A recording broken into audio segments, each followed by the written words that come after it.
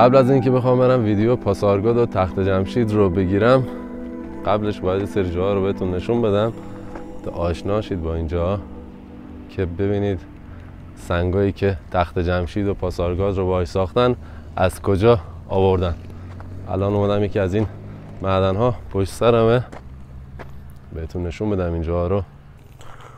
خب اینجا معدن سنگ مجدآباد هست.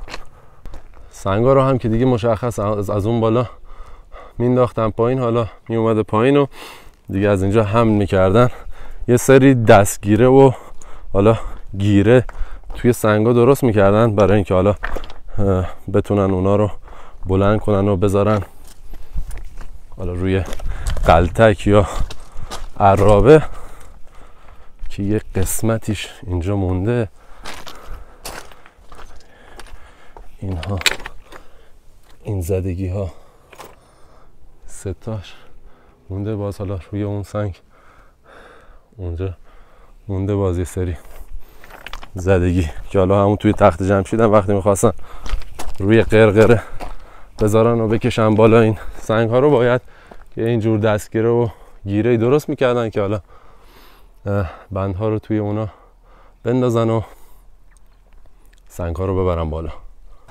کلا دو تا روش بوده اینجا که سنگ ها رو برش میدادن. یکی راهروهایی رو ایجاد میکردن توی سنگ دو طرفش و حالا به اندازه‌ای که حالا میخواستن سنگ ها رو برش بدن و بعد برش میدادن. یه روش دیگه هم گوه گذاری بوده که حالا اینجا ندیدم استفاده بشه اون گوه گذاری رو که حالا نشونتون بدم. یه ردیف روی سنگ، یه ردیف رو توی فاصله های معین سوراخ میکردن 50 تا 60 سانت، یه چوب رو توی سوراخ ها میکوبوندن و آب روی چوب ها میریختن تا چوب باد کنه و منبسط بشه و ترک بخوره و باز سنگ رو به هر اندازه‌ای که دوست داشتن برش بدن و حمل کنن تا تخت جمشید. این قسمت راهگویی همون روش راهرویی که گفتم ایجاد میکنن. دو طرف رو راهرو تراش میدن میرن داخل و سنگ رو به هر قطعه‌ای که حالا دوست داشتن باز برش میدن.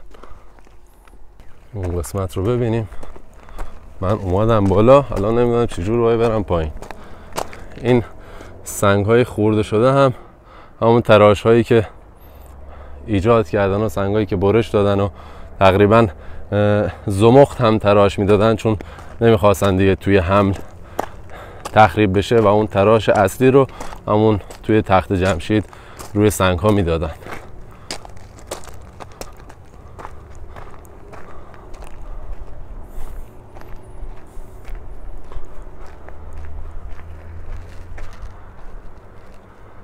اینجا مشخصه دیگه کاملا این قسمت تراش خورده.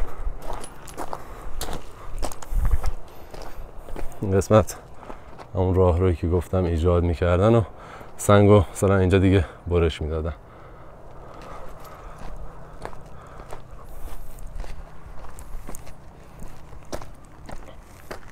باز اینجا اون قسمت باز میبینید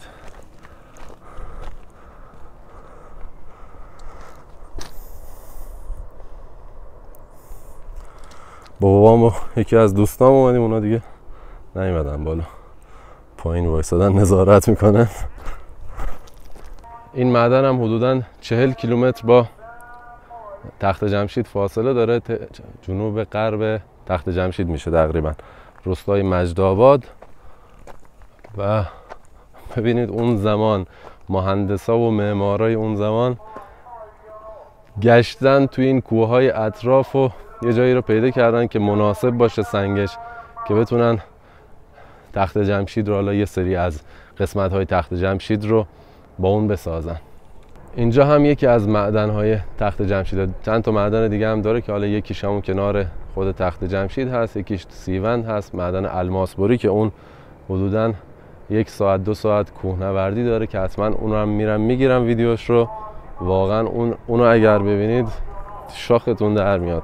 و اون دیگه یکی از عجوبه ها است که واقعا وقتی رفتی اونجا میگید چطوری این سنگا رو تراش دادن توی این کوه. روش حمل این سنگ ها هم تا تخت جمشید حالا یا با چهارپاها این سنگ ها رو می بردن، حالا روی عرابه چیزی بوده یا روی قلتک بوده که یه چوب مینداختن روی قلتک و سنگا رو میبردن، یا سنگایی که حالا به صورت گرد تراشیده بودن رو قلت میدادن تا اونجا و میبردن. حالا 2 تا سنگ گرد نیمه تمام از پایین بهتون نشون میدم.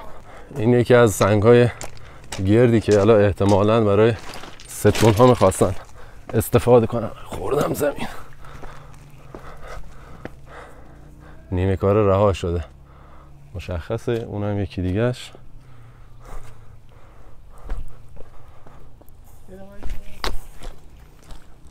اینم یکی دیگه از سنگ ها که باز اینم گرد هست. این سنگ هم که باز نیمه کار رها شده، احتمالاً حالا یا پای ستون بوده یا چیزی دیگه، نصف نیمه روش کار کردن و رفتن.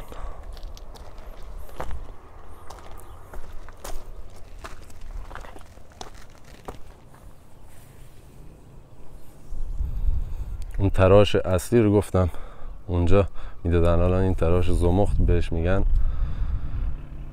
اونجا دیگه ظریف کاری میشده.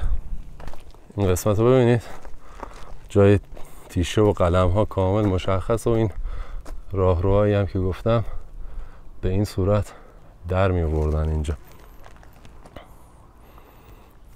عظمتی داشته به خدا. خب تموم شد. اینجا هم ثبت آثار ملی شده سال 84 فکر کنم. بریم سمت درودزن، سد باستانی داریوش بزرگ اونجا هست که بریم. حالا اومدیم تا این سمت، اونم بریم ببینیم و بهتون نشون بدم.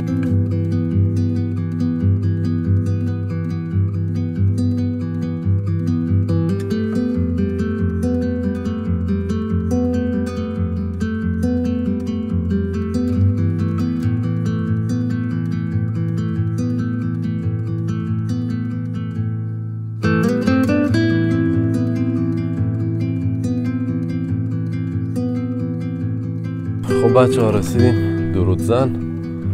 اونجا سد درودزن هست و این هم رودخونه کر یا همون رودخونه کوروش.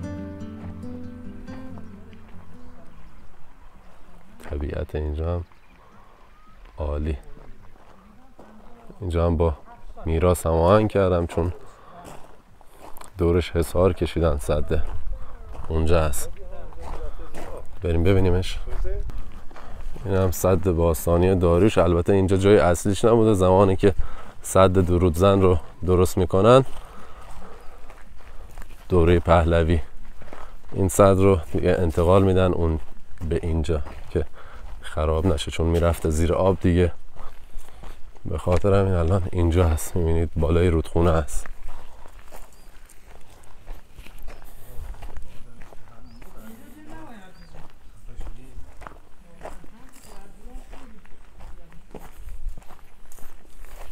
زمان هم مهم بوده تأمین آب توی دوره هخامنشی و این سدها رو می زدن که آب رو تأمین کنن برای همون کشاورزی و کاری که لازم بوده.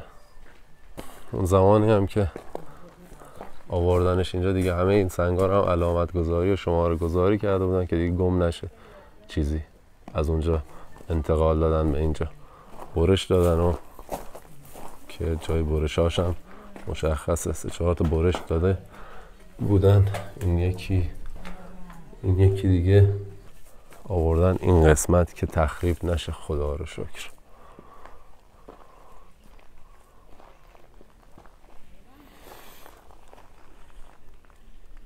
بعد جایی که ستای اینا به خاطر که آب فشار نده در روشونه مقاومتش ببره بالا، اینا فلزیا حتما فلز بوده یا حالا چوب هم که باشه باز محکم.